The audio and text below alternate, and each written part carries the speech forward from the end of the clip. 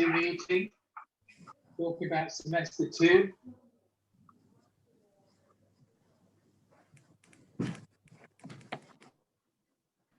Good afternoon, everybody. As you're joining us, we're just letting people in through the waiting room, so it'll just be a couple of minutes as more people are joining.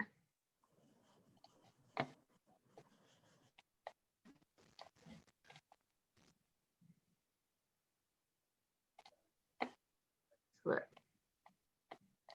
up to about 34 people so far.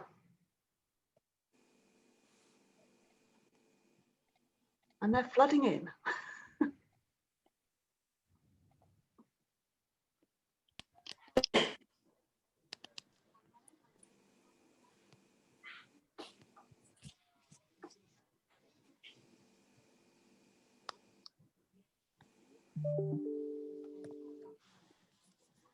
Afternoon, everybody. Just to say, I'm letting people into the meeting as we speak, so we'll just be a couple of minutes as more people arrive, and then we will get going.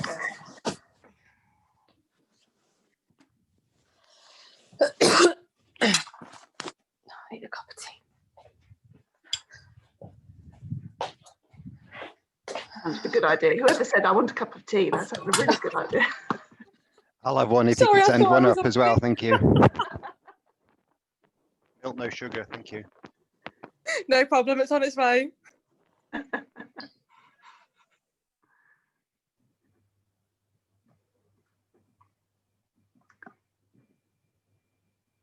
Right, we're up to 40 people and we're 2 minutes past 1, so I'm going to suggest we start. And first to say good afternoon, everybody, and welcome to the latest One for All meeting. We've got a really good session lined up for you today. But just for those, I think many people have now been to our One for All sessions, but for those who haven't, just a reminder of what they're all about. It's all about getting people together, learning stuff, and finding out about the industry and building our own knowledge, but also the opportunity to engage with each other and really build some sort of common focus on building our network further. Today we've got 2 speakers, really exciting times, and lots to talk about. What I'm keen to do, and I think both speakers are very keen, is that as we go along, please do engage with the presentations as we go along. So we're really looking for questions to come through as we're speaking, and we'll take the questions and answers through the presentations, but also at the end as well. So please do just tap into the chat at the bottom to get your question noted, and then Sabrina, who I'm about to introduce, will come to it and make sure that we cover it. So without further ado, I'm going to hand over to Sabrina, who is going to introduce our first speaker, James. Great, thanks very much for that, Jo. Just by way of quick introduction before we kick off, I'm Sabrina Polito and I'm an associate in the energy team at CMS and also one of the technical advocates with WUN. It's my great pleasure today to be joined by James McKemey from Pod Point. James is the head of insights at Pod Point and has been with the company for over 10 years now. Prior to joining Pod Point, James has worked as an environmental consultant for a number of years. James is a passionate advocate about electric vehicles, and as part of his role with Pod Point, he engages with stakeholders across the industry. So I'm sure, James, you have a wealth of knowledge to share with us today. So without further ado, over to you, James.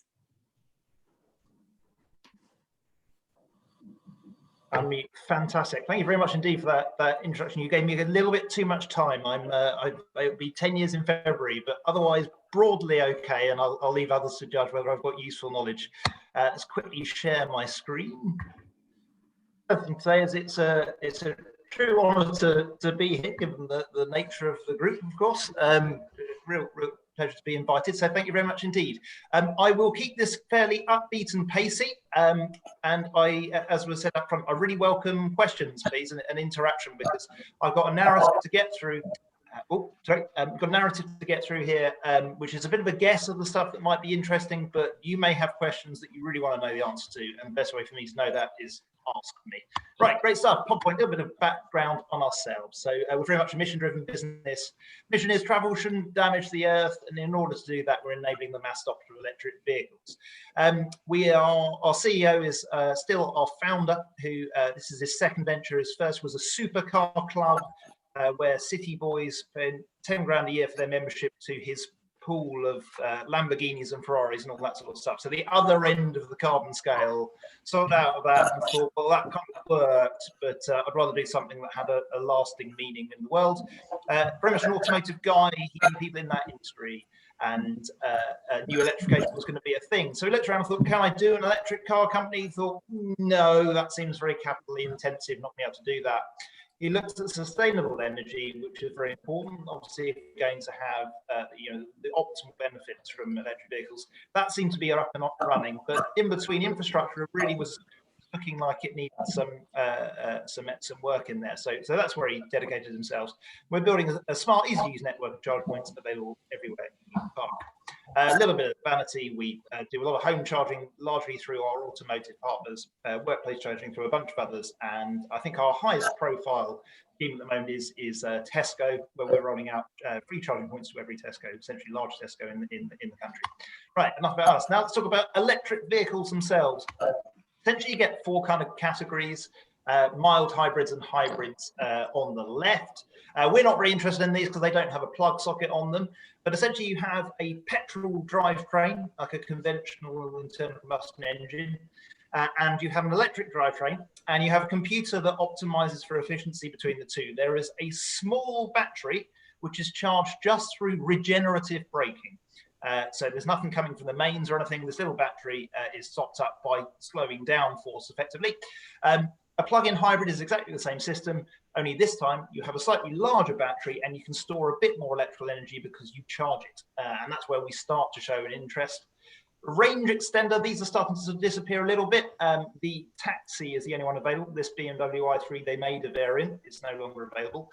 It's a subtle difference from a plug-in hybrid. There is no petrol drivetrain in a range extender. It's just an electric drivetrain. But if you run out of battery, a petrol generator will fire and keep the battery live.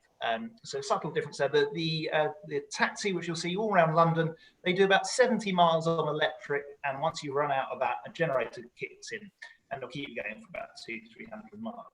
And on the far right-hand side, Tree Electric does what it says on the tin. It's basically electric motor or electric motors and a battery. So I'm going to ask very quickly what you think the best is. This could be a difficult one to convey, Sabrina, but hopefully we'll see some answers coming in.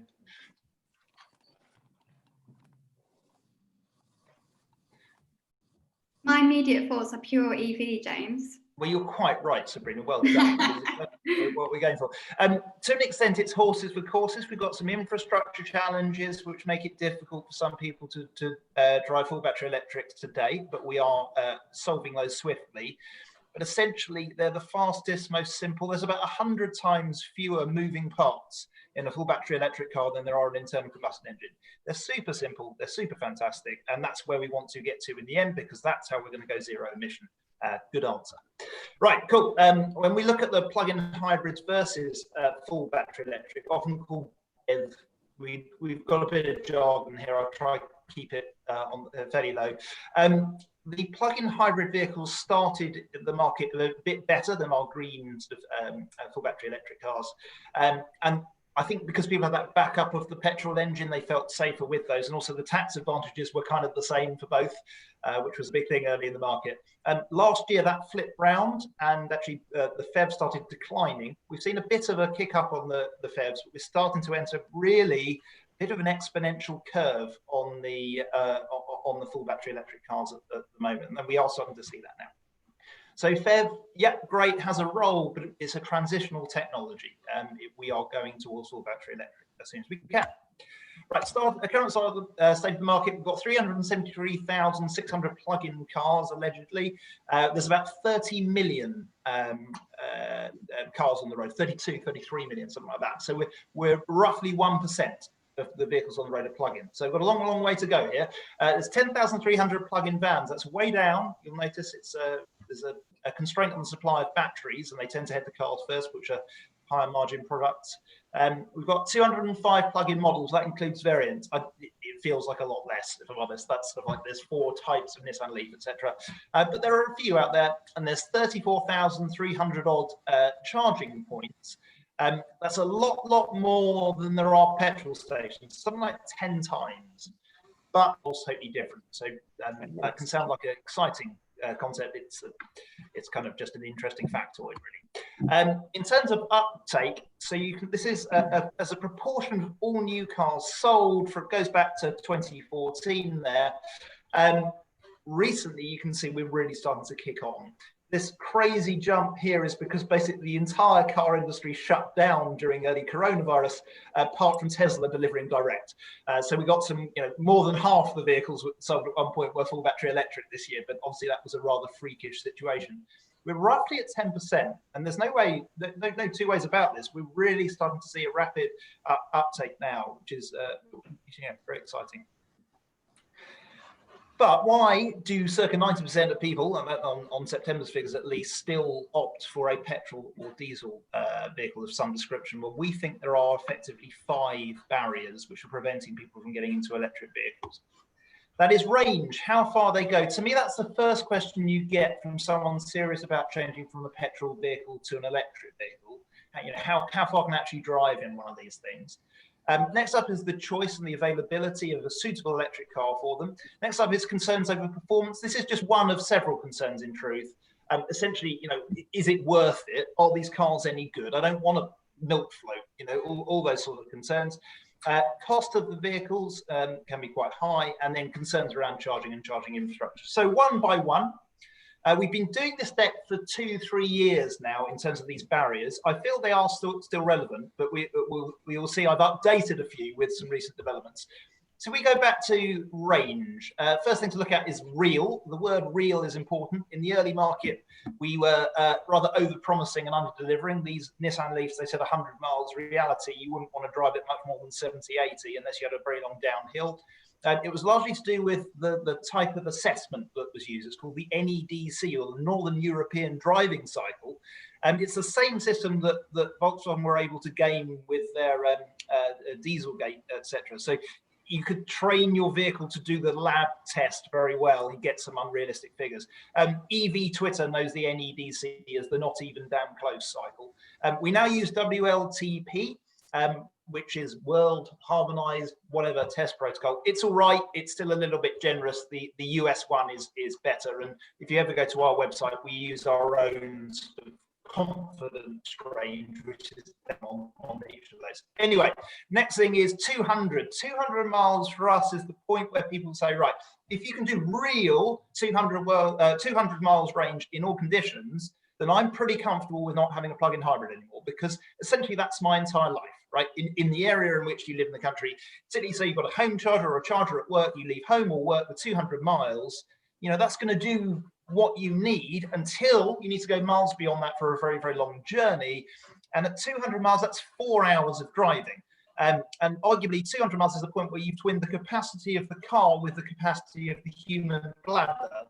And you're going to have to physically stop at that point anyway.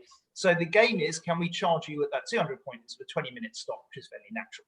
Okay, next thing to draw your attention to is we've had cars over 200 miles for quite some time, actually from 2013 and the launch of the Tesla Model S. That came over here in 2014, actually.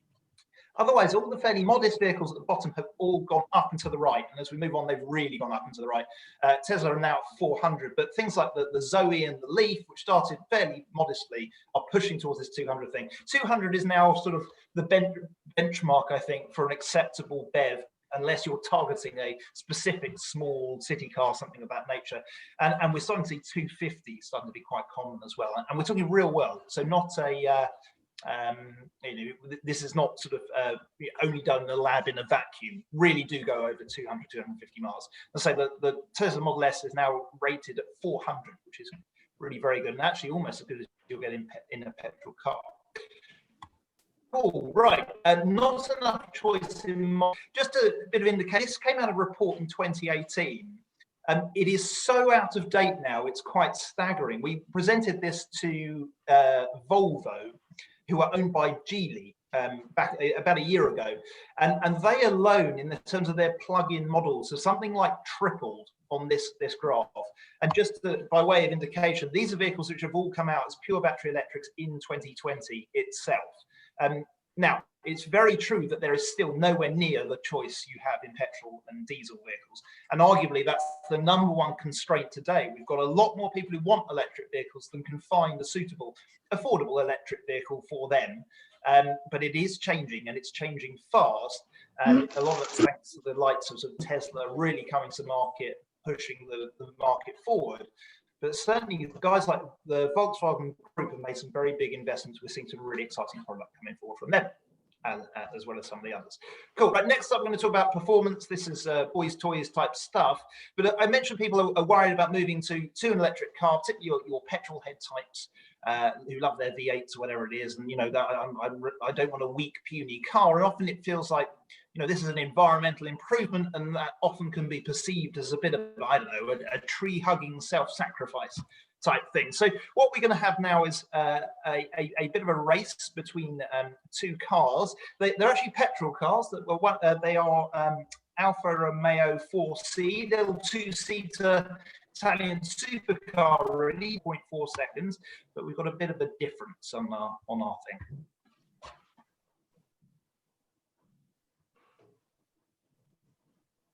What we're showing there is that an electric people carrier that weighs 2.4 tons can make an Alfa 4C move faster by towing it than its own engine can make it move. That's a Tesla Model X P100D, does 0 to 60 in 2.8 seconds. As I say, it's about 7 or 9 people carrier. 2.8 seconds is as fast as McLaren have ever made a car. It's the same as the P1. It's not just Tesla doing incredible things here, although their cars are phenomenally fast. The Volkswagen ID set the record at Goodwood last year by over a second on their hill climb. It's a short hill climb, so over a second is a crazy advancement, and it beat the previous record was set by a Formula One car. So when we talk about performance, yeah, we'll do that all day. Electric vehicle performance is far, far superior to petrol performance, certainly in terms of acceleration, etc. So people worried about getting out of this really, or getting out of petrol cars into electric, really shouldn't. They're fabulous, fabulous machines, and that puts us in a real luxury of a position that we're pushing towards an environmental improvement in this particular area that actually is a far better consumer product, and that's hugely exciting. Right, arguably the most exciting thing happening in our industry at the moment. So, and I've just updated these slides today. What I've got here is the cost to manufacture 1 kilowatt hour of battery, and this is from it was a Wood Mackenzie report from 2012. In 2010, the known cost of manufacturing 1 kilowatt hour of battery was $1,000. The electric car on the previous video has 100 of them. So that would be $100,000 just to manufacture the battery before you put the car around it and your margin on it. So Model X's are expensive cars, but goodness, they'd have been very expensive back then. This is actually the most optimistic projection of what was going to happen to battery costs. This is not Wood Mackenzie's own projection. Theirs looked a lot flatter.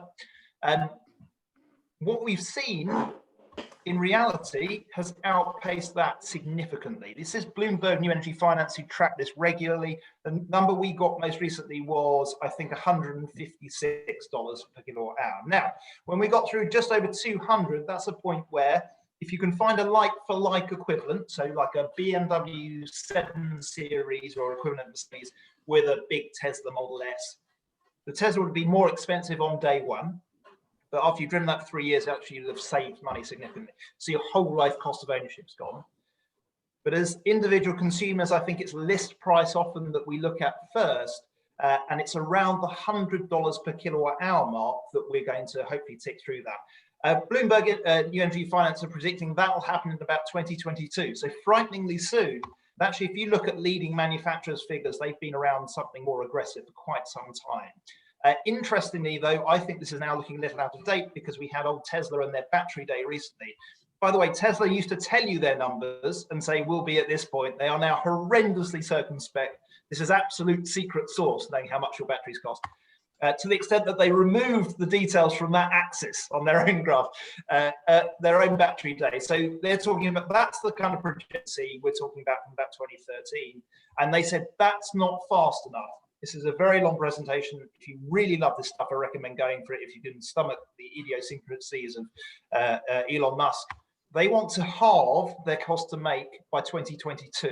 So that will be a very, very dramatic change.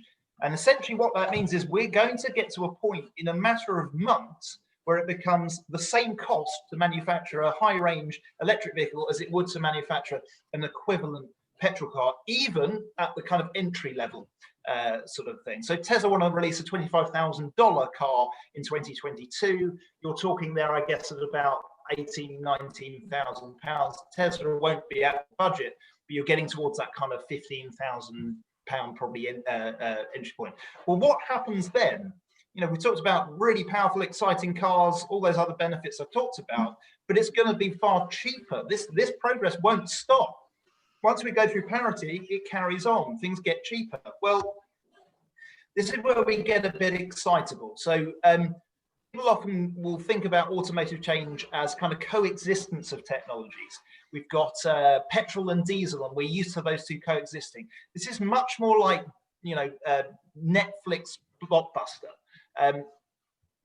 As we move forward, it becomes very unusual to want to buy a petrol car. It's a kind of, it's difficult to understand why you would do that. So let's take this through. At the moment, EVs are range limited, there's limited choice, and EVs are expensive. If you go to a dealership, you kind of have to convince the dealer that you are ready to make this transition. As we move forward, say 5 years, EVs start to, well, they hit price parity, they start to become materially cheaper. Ever more so, internal combustion engines have become socially unacceptable. We talk here about Norway. Norway are miles up here, and yeah, you don't want to buy a V8 in Oslo. Your peer group will ostracize you. That has a powerful sort of effect. As I say, we made these graphs in about 2017. Alarmingly, Volvo now agree with us. They say 50% of their sales will be full battery electric by 2025.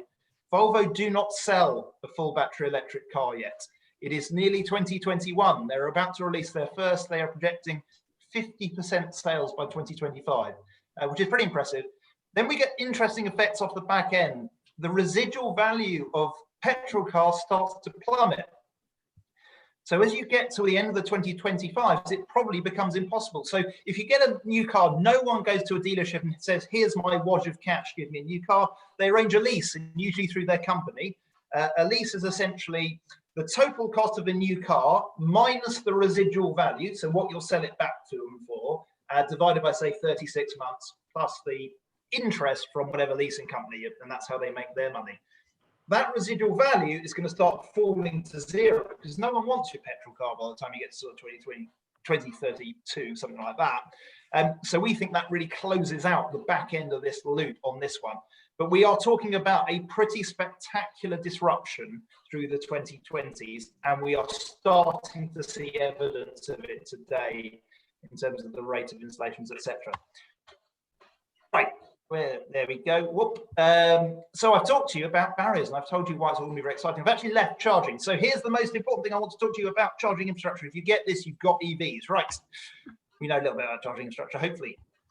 There is no such thing as an electric petrol pump. Now, the first thing you do if you think I'm going to put in charging points for electric cars, if you're used to petrol cars, is like, okay, how do I do an electric petrol pump? Because that's what we are used to using. But it really isn't practical. The idea of putting sort of 500-600 miles of range into an EV in a minute is simply never going to happen, okay? The costs in terms of the grid connection, obviously we're amongst people who understand grid connection, are going to be astronomical. You're talking like 5 megawatt chargers, not going to be a thing. The cable would be unliftable. And it's just, yeah, it really isn't a practical thing to do for a car. We might have very high power chargers for truck stuff, maybe a megawatt and a half, but for cars, no, we're really not going to be doing that. Now, the reason you want that is because that's how you use petrol cars. It doesn't matter where you are on the spectrum of drivers. You could be a petrol head, absolutely loves their car. If I ask them to think of their car, think about acceleration, handling, overtaking, all those kind of things. Or you could be at the other end of the spectrum, and this is an all sexist point, it's just true. My wife could not care less about cars at all, but she was thrilled when she passed her test because it means she was free to go wherever she wants, whenever she wants. We live in Sussex. Sorry, John, is there a noise there? No. We're going to carry on. Rural Sussex, she was now free to go. So I don't care where you're on that spectrum, you'll be somewhere on there. If I ask you to think of your car, you think about driving it. You think of it being a mobile object. It isn't. Your car is a stationary object that very occasionally moves. In fact, cars move for less than 5% of their life. They are stationary for 95% of their life. So that whole concept of, oh, well, I can deal with a limited range if you put energy into it quickly is kind of a misunderstanding. The concept of refueling sucks. We have to keep interrupting our journeys to go and put fuel into it every so often. Why not use the 95% of your car's life to fuel it when you weren't trying to drive it somewhere? So instead of the electric petrol pump, we arrive at the charging ecosystem, which is quite a phrase, I think you'll agree. This is all about putting relatively low-cost charging points in all the places where your car spends its time doing nothing. Where does your car spend most of its time doing nothing? At home. Most people in the UK, 75% of drivers, according to PwC, have access to off-street parking at home. Home charging is currently responsible for more than 3/4 of charging. But we have got a mature charging ecosystem. We're talking about sort of 10 years time, something like that. We think 60% of all energy will flow into people's cars at home. Next up, 30%, we reckon at workplaces. There are 3 types of workplace charging in our head. Workplace, by the way, is a bit under, it's in flux at the moment. We've just gone remote first. I'm sure a lot of other businesses are doing that. That's why I'm presenting to you from my own shed in my garden.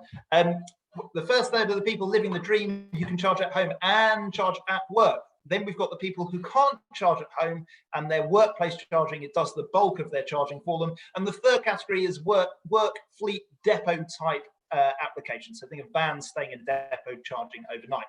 You will know that 60 plus 30 is 90%. That is almost all of your charging in the country is done in discrete sockets at people's homes and workplaces. If I talk to people in the street and say, is there enough charging infrastructure to turn the UK to electric vehicles, they will say no. Firstly, they'd be absolutely right. It'd be stupid to have 32 million worth of cards of charging at this point because we don't only have 300,000 on the road. But secondly, it's because when they go to a petrol station, it says petrol, diesel, and it doesn't say electric, and that's where they think it's going to be. No, it's going to be homes and workplaces. That leaves 10% for the public network, destined to find us anywhere you were going to go anyway, where you may also charge, essentially. So we've got helpfully a little grocers here. I guess Tesco is our biggest one at the moment. But there are a hell of a lot of places where you park your car. As I say, retail parks, supermarkets, on-street car parks, commercial car parks, sports stadiums, whatever else it might be. There's a lot of opportunity for destination charging. En route charging is actually, we think, only 3%. Now, en route charging is much more like refueling. It is the one area in which it matters how long it takes to charge. And I am pretentious enough that I have named the McKemey rapid charge paradox. That is, the faster the charger, the longer you spend waiting. It is only in these environments where you actually want it to be really fast. That causes some challenges for us as an industry because these get extremely expensive. And the other thing you'll notice is that the utilization per vehicle is actually quite low. When you first get into an electric car, this is what you think matters. Once you've used them for a while, you go, well, that's really weird. I haven't touched an en route charger for 6 months because every morning I wake up, there's 250 miles in my car. Every time I leave work, there's 250 miles in my car. When am I going to need an en route charger? Now, some of you may drive long miles to work and you would say very regularly, James, and you'd be right, but you are in the minority. It's only on those occasional journeys. If you get your head around this, you've got your head round charging electric vehicles, basically, and why it's actually a very, very convenient experience. Cool. This is what our lot looks largely does homes and workplaces, does a few commercial applications. Twins does public and workplace charging, sort of front of house smart ones. These are our media units. It's the same gubbins basically in the screen with a sponsorship advert on it that we have at Tesco. And these big guys at the end, these are the DC chargers. So those are your en route, or we do have some destination DC stuff actually, which is just you need a bit more power than you would do otherwise, and you're willing to pay for a bit of convenience. Otherwise, they're en route and those sort of things. Cool. And in terms of charging points in the UK, I updated that number today. So anyway, 33,000 odd in the UK, which is a heap, right? There's loads. The other thing you'll notice is that on our network, our public network in September, our peak utilization was still under 12%. We will never solve infrastructure and say it's done, therefore EVs can succeed. It's going to be a moving feast. We've got to keep up with demand, keep the chargers being the right types in the right places, well maintained, all that kind of stuff. But broadly, we're doing okay, arguably with the exception of the en route scenario. So I'll come on to that in a moment, but essentially you can see that we're getting through all of those. Range done, choice on its way, performance, lol, never was an issue. Cost, we're really, really coming down extremely fast. It's 20% a year, the cost of battery full, and charging it on it. Superb. Right, en route charging very quickly. This is a bit of a bugbear in the industry. The early infrastructure was insufficient and unreliable. Some real challenges in motorway services. Expensive, bigger battery cars, which go further. They need higher power, which takes more money. And you've got high utilization risk. So as I say, you can go months without using one of these chargers. In the early market, when your car only did 70 miles, your chance of needing an en route charge was really high. You know, basically, if you went anywhere, you're going to need an en route charge at some point. As your range gets to 250, 300, 400 miles, you can go months without it. Now, if you imagine you're trying to fund this infrastructure and people come and pay to use it, the idea it's just suddenly massively increasing in cost and people need it less is a bad dynamic. Okay, and that's one of the reasons it's a little bit challenging in this area. Some of the business models are quite clever. Tesla put their own ones out, and then they put a little bit of cost on the vehicle, and it makes the vehicle more appealing to buy, and they make their money that way. But it's not doing. It's only working for Tesla to some extent at the moment. We need to do better here. We need to get more stuff in, and as a result, the government are looking at it and the challenges. So they've got an ambitious Project Rapid to tackle the market failures I've identified above. The other thing is, as we get more and more vehicles on the road, it gets more and more easy for us to fund infrastructure. And the DC stuff has to be funded really, you know, as soon as you see the price of it, people say, no, I don't want it. Someone has to put it in using finance, and then it's paid off through utilization.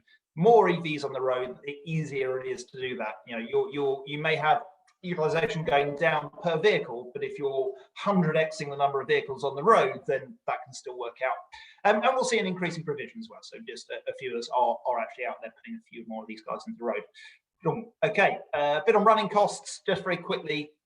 I think I've got some smiling faces here. Can I move these smiling? Yes, there we go. It is. It's about 75% saving, which is about right in terms of running costs. As I say, I did this presentation recently for Audi, so there are bits of Audi traipse through it. Roughly, it comes out about a quarter of the cost to run an electric vehicle versus an internal combustion engine one. If you want some more information on this stuff, we and me write a load of these guides to all the vehicles, and we've got heaps of stuff on there. If you ever want to go on our website, there's a link there, and it takes you through some useful metrics like, you know, what do you actually think the range will be? You know, what does it really cost per mile? How long does it kind of really take to charge? And that's one of the things that I always do say. It's the second question. That's one thing I forgot to say. There is the first question people ask you is how far does it go? The second is how long does it take to charge? And I'd mentioned, I think it was to Helen previously, that that's the wrong question for the reasons I've gone into. It's kind of hard because different cars have different battery sizes, different chargers charge at different rates. But more importantly, it's actually not that useful a metric. It's how much mileage you get per hour plugged in that's a much more useful metric. And you'll find that on our website there. Right, awesome. I'm just going to jump in because we've had lots of questions around the barriers of uptakes, particularly on the environmental front in respect of batteries. So what's the average lifespan of a battery? How are they recycled? And in terms of the intensity of the manufacturing process of these batteries, does that mean EVs are actually best for the environment than petrol cars? Really, really good question. So there was a series of questions there. I think the first was lifespan and durability in terms of how long do they last. Right, so if we right, this is open source data of batteries. Okay, so you can go and put your details into this sheet. The degradation on their batteries gets to something in the region of 7% a quarter of the it's 250,000 kilometers, so we're probably getting towards sort of 10% around 250,000 miles, something like that. we are now looking towards really considering the battery's last life of the vehicle, and may come out the other side of them as well. So the longevity of batteries has been a really, really good news story, apart from these outliers here who always have a miserable time and have to have the batteries replaced. For the most part, there are certain people who don't like electric vehicles. The Daily Mail have certainly given that indication to us at times. It's been incredibly silent in terms of, oh, my battery ran out and now I can't recharge it. And that's because it's been a good news story. Some of the early Nissan Leafs, not so good, but as we get better at thermal management, battery management, etc., that side of it's really, really good. Then we go on to kind of mining impact. This gets a little bit overdone. It's quite hard to track carbon intensity through the supply chain. And there are a couple of people who do this very well. There's a guy called Alka Hoekstra out of the University of Eindhoven. And essentially, any way you cut this, EV wins. You've got something like a 30% uplift in your CO2 versus an internal combustion engine vehicle. And that's something like 8,000 miles or something worth. So the average car is through that in about a year, and then you're winning. Likewise, those are being tackled. The VW ID range, they are aiming for zero carbon production of those vehicles. The only thing they can't get the carbon out of is shipping it, and they're going to offset that. So that side of it's being attacked very well. There are ethical issues around cobalt, because of mining practices in the DRC, but I think we're getting a little bit deep on that. Was there anything else, Sabrina, I hadn't tackled? I've got, oh, I'm giving the secrets away. No, where are we? I think it was in the same objections, actually. I've done a comparison here between an Audi Q7 diesel and their Audi BEV. The Audi BEV, by the way, is really inefficient by electric vehicle standards. I've got the average grid emissions from 2019, from the 1st of January and it runs to the end of 2019. And I said, basically, over that year, your emissions out of your Audi Q7 3-litre TDI Quattro, whatever it is, going to remain the same. That's a lie. Actually, they get worse because the thing gets less efficient as it gets older. But call it, say they stay the same. Here's what you get if you charge it from the mains. You haven't got a funky zero emission tariff. You've not got solar on your roof. You just plug it into the mains. That is real UK grid carbon intensity data. And you've got about 74% reduction in CO2 in terms of operationally. So the environment thing, yeah, no, that really works. And one of the reasons it really works is the likes of yourselves working in the utilities industry, driving ever greater renewables onto the grid and basically taking coal off the grid, as you know. You know, if you want to decarbonize the modern world, you decarbonize the grid and electrify everything. And that's what we're doing in electric vehicles. So that side of it works really well. Great, thanks for that, James. We've also had some questions around charging infrastructure, and a question particularly from Jamie, which I think really goes to this point about interoperability of charge points. You know, there's a lot of different charging systems, different infrastructure, different standards, different providers. If we're looking for an increased deployment of electric vehicles, how do we tie all of that together to make the experience convenient for consumers?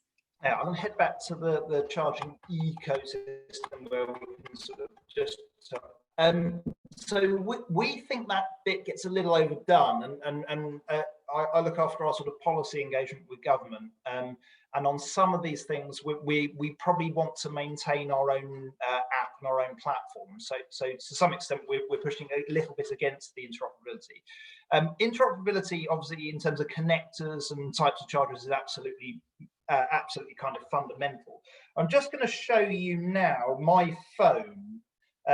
So if you can see there, that is, we'll just look at my screen, that's a series of apps I have to pay for parking. And this is my charging apps, okay? And I've looped the UK. I have more parking apps than I have charging apps. So the idea that this is sort of a hellish sort of cross mess of different networks is really true in my experience. And also the different types of chargers work in different ways. So the government, when they first looked at this in the AEV bill, talked about either you have to have some kind of interoperable roaming solution that works across networks, or you've got to make it easy at the point you turn up. and we've always preferred the latter because we can't really control what our competitors were doing, certainly back in the day. Their latest thing that's been really popular is to mandate contactless payment in here. So this, which is much more like refueling your car with petrol, now feels very much like refueling your car with petrol in terms of paying for it. You can go up, tap your credit card on there, and you can pay. And you don't really require any interoperability. Of course, there is no interoperability on petrol stations, etc. Yet that system works very well. There are, of course, things like all-star fuel cards which work between them. Indeed, there are similar things happening in the network here. We've got interesting innovation. We've got certain suppliers trying to tie public charging costs to your home tariff. That's all really, really interesting and innovative, etc. And I think a lot of this is far simpler than people think it is. I think particularly now we've moved to contactless cards on the en route, most of the challenge is gone. When you're going to go and use a destination charger, these are really only interesting once you're spending, say, 45 minutes on one of these, because you're talking about 20 to 30 miles of range an hour. And if you imagine you were going to park somewhere for 2-3 hours, you'll be quite used to paying for parking. That is a much more analogous situation. So if we had one grand unified parking payment app, I don't think we'd have more parking. So I think the systems kind of work. We are huge believers in making this easy, but what I sort of push it a little bit against is the idea that there'll be a top-down standard that gets pushed on us. And one of the reasons to ask for that is the government in the Netherlands did do a top-down standard, and they own the charging network, and everyone has to work through the centralized network. And it's often put out, well, why can't we do that in the UK? So, well, we grew the network completely differently and use private sector funding for all of it. And if you try and force that in, you disrupt a whole load of the business models and interrupt people's ability to put charging infrastructure in. So it's a complex and nuanced debate on interoperability. In terms of using the infrastructure, I think you'll find in practice, it's really not as challenging as many people are led to believe. I think historically it was, certainly in the days when you had to have an RFID card shipped to you for every network, that was pretty hellish. We've kind of moved beyond that now, I think.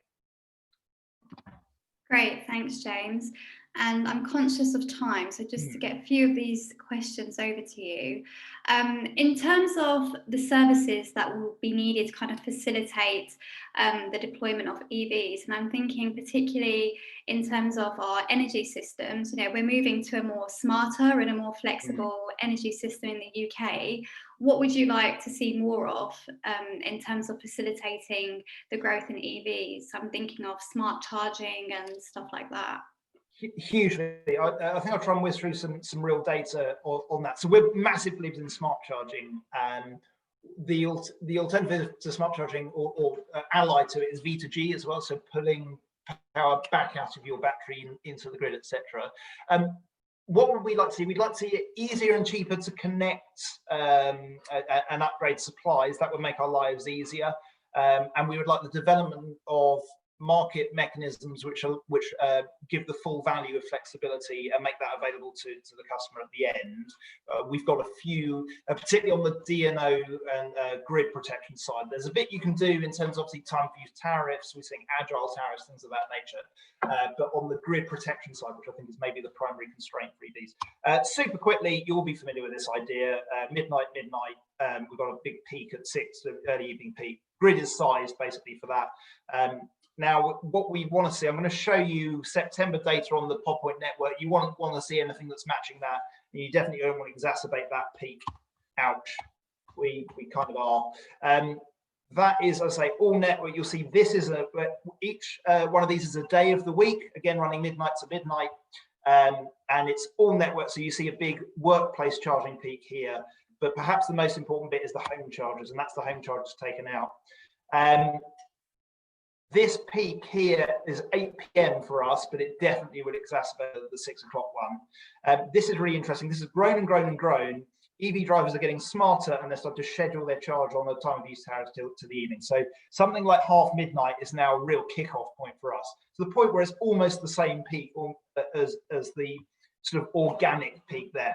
Now, we've got so much flexibility here No one is going back to their car at 5, 6 in the morning. Well, they're probably not 5, 6 now and then, but certainly 4 o'clock in the morning, things of that nature.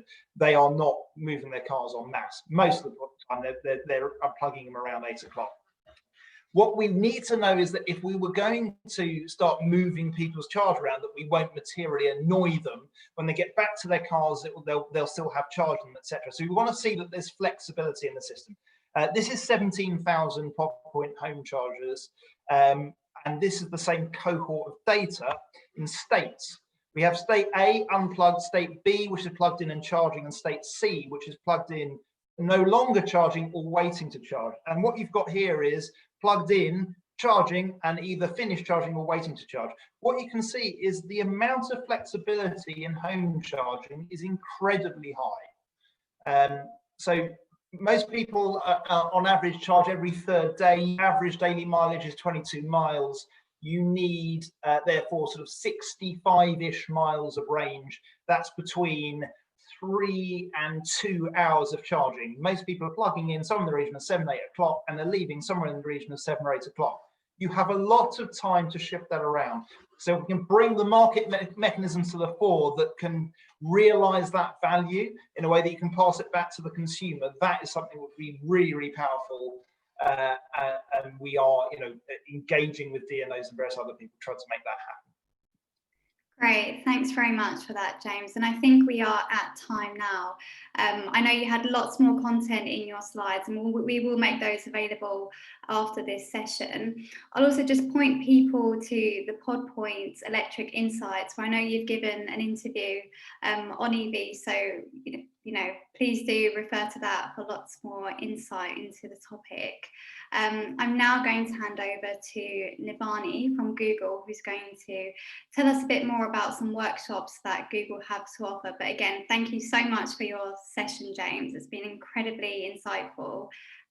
Yes, over to you, Nivani. Thanks, Sabrina. I appreciate. Thanks, James. It was very interesting for me to learn as well. While Joe brings up the slides, I'll quickly introduce myself. So as Sabrina mentioned, I'm Nivani.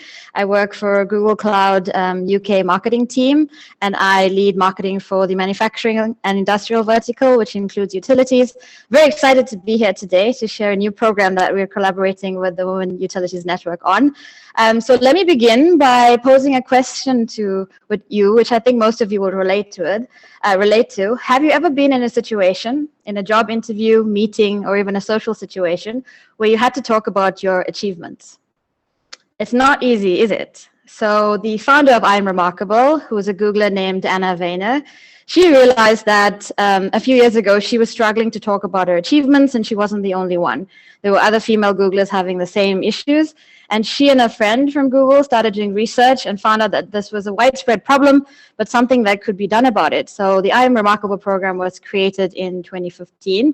And then on the next slide, you might be wondering, what is it? It is a global Google initiative that empowers women, underrepresented groups, and allies to speak openly about accomplishments in the workplace and beyond. So this is talking about self-promotion in the way that helps you to move up in your career, feel more confident in your own experiences and talking about what you've achieved, but also just making you, more self-esteem and more confidence in your daily life. So we know that a lot of this is due to cultural and gender modesty norms, as well as imposter syndrome, which most women face. So it can hold you back in your career. And acknowledging your remarkable attributes and being able to talk about it openly, and as well as just acknowledging them yourself, really does make a difference. So the program that Google has launched is called I'm Remarkable. It's a 90-minute workshop. It takes you through the literature and research behind why it's so important to have self-promotion, the impact of it if it does work in the right way, especially including, there's a lack of diversity in senior levels in most companies. Utility industry as well is facing these challenges. And then takes you through a few exercises on how you can develop the skill in both your personal and professional life so that you start building your remarkable attributes and you can start talking about it.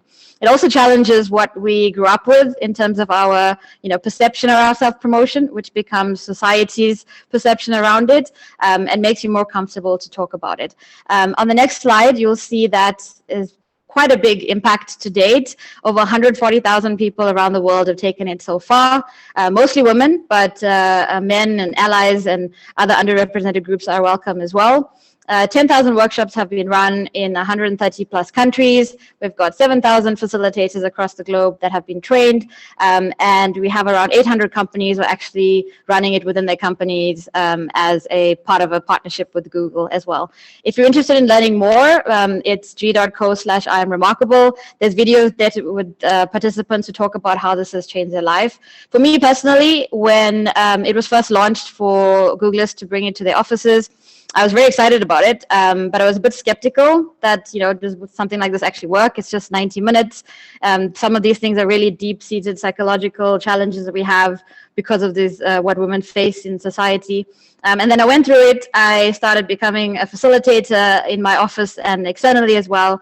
And the change for me personally, but also workshop participants that I've trained before, it is really, really amazing to see how people start looking at this differently and start practicing the skill set that you learn from the workshop. So we're very excited on the next slide to announce that we're kicking off this program with Women Utilities Network. We'd love for all of you to join us on this. Helen will be sending out an email with more details on how you can register for the workshop. We will start with one workshop and then build on that as we go, as we like to keep these quite small and intimate, up to 20 participants. It's very focused on a specific workshop agenda. So we do encourage you to join us on this as well and make the time to really invest in yourself, as we feel this program is impacting a lot of lives and you could be one of them as well. At Google, we've been running it for, as I mentioned, since 2015. At Google Cloud now, where I'm in the marketing team, we're running it for all of the Nooglers who have joined, whether they're female or male, and it really has brought the teams together. So if you join a workshop, you enjoy it, you feel that it's impactful, we'd love to chat to you about how you take this further with your company as well, because it really does make a difference, and it's only 90-minute workshops for you to be able to become a facilitator and run as well. So looking forward to launching it with you. I myself will be running the first workshop, so really excited about that. And Helen, yeah, we'll definitely make sure everyone has access to the registration and more information if they want to look at it before we start the workshops. Thanks, Joe. And Sabrina, over to you. Brilliant. Thank you so much, Nivani, and to James. I think we could probably be here for another 2 hours and still not answer all our questions. But both presentations, I think, James, fantastic, really insightful on the EV market. And I think you convinced me that my next car needs to be electric, so that's good. But we will share the slides through our normal network, so please do have a look at them, and obviously through the websites as well. But really insightful. And then Nivani, on the I Am Remarkable program, you just need to watch the initial video, I think, which I did a few weeks ago, just to be inspired. So we will be sending out details of how to get involved, but we're really looking for as many people in the network to get involved as we can. I think it's a superb program for just building absolutely that confidence and the ability to say why you're remarkable. Just in terms of wrapping up, thank you everybody for joining us today. I'm just going to, rather than try and get the slides back up again because I'm not technically brilliant, but I'm just going to tell you about the next two events we've got, which are just before Christmas. So we've got on the 24th of November, another really interesting topic, which is on hydrogen, which one of my fellow founders, Dr. Angie Needle, will be leading. So looking at the sort of hydrogen market and how that's developing. The 24th of November, again at 1 o'clock. Please sign up for that. And then we're doing something slightly different in December. We're going to do a Christmas network, which again will be remote. So it's going to be a case of bring your own glass of wine or whatever it might be. But we're really going to try and get some sort of interaction between everybody, do some breakout rooms, and actually get people talking to each other, which is the bit I think we miss from when we were able to meet face to face. So lots to look forward to before the end of the year. I'd like to say thank you very much again, and also thank you to Sabrina. For those of you who don't know, Sabrina is one of our advocates who is now working with the founders and really helping us take one to the next level, and doing a fantastic job. So really, really great to see Sabrina leading the show today as well. So I'll say thank you very much to everybody. and hope to see you at the November session. And thanks again to our speakers today. Great job. Bye-bye. Thank you very much. Thanks. Thank Bye. you, everyone. Thank you. Bye.